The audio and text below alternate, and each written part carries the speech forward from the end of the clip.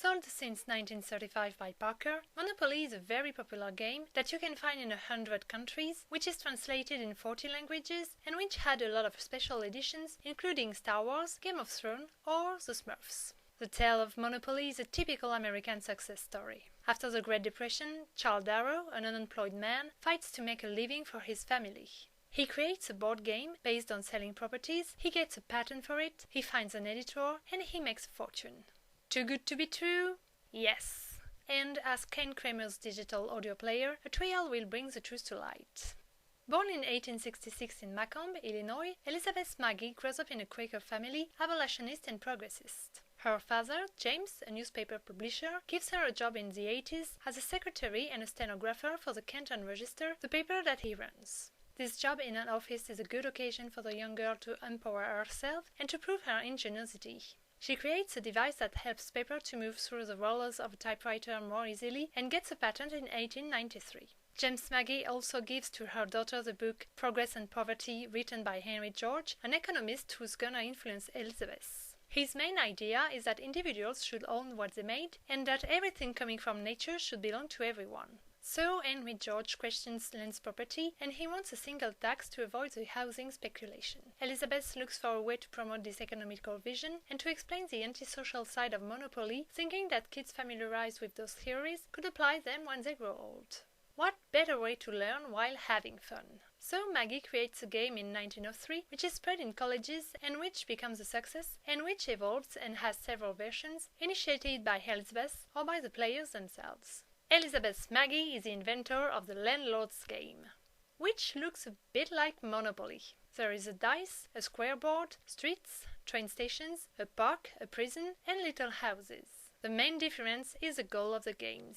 When you play Monopoly, you have to ruin your opponents, but when you play the landlord's game, you can use two rules. The first one is a collaborative one. All the players try to create wealth together. The second rule consists of creating monopoles and realizing that capitalism is a bad thing. Let's face it, the success of Monopoly didn't pay tribute to Magie's intentions, and it encourages our instincts to accumulate wealth.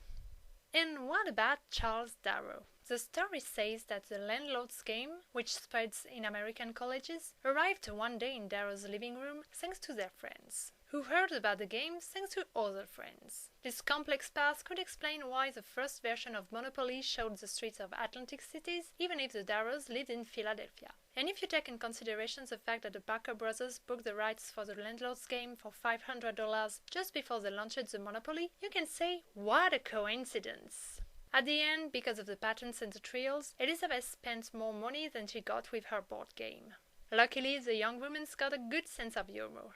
You want an example? Even if she has her own house, her $10 a week wages are not enough to make a living. Elizabeth looks for a quick and simple solution and puts an ad in newspaper to find a husband. Auctioning herself, she describes herself as an American slave, not pretty but charming and feminine. She will remain single until 1910, and then she will marry Albert Phillips in Chicago, but this funny ad makes her famous all around the country. Elizabeth Magie had a full life. Stenographer, journalist, writer, she also plays comedies on stage. And if she could not impose her economical opinions, her legacy was not totally destroyed by the Parker Company. In 1973, Ralph Anspach, a professor who works at the San Francisco University, creates the Anti-Monopoly, a board game similar to the landlord's game. Parker sues him and loses. The trial is the occasion to make Elizabeth Magie famous and to remind her implication in the creation of Monopoly. And now, ladies and gentlemen, some fun facts about the game. The three characters on the board are Jack the Jailbird, Officer Edgar Mallory, and Uncle Pennybags. Every year, more Monopoly's money is printed than real dollars. The longest Monopoly game lasted for 70 days. Not patient enough? Don't worry, there is other options. The most expensive Monopoly costs $2 million, and the dice is made of diamond. During the World War II, the British Secret Service used Monopoly boxes to give money, tools and escape maps to their prisoners. And here is a tip to win when you play Monopoly. You don't have to collect a lot of money. You just need to have enough money to keep playing and to ruin your opponent, as Richard Marinaccio says, and he's a Monopoly champion.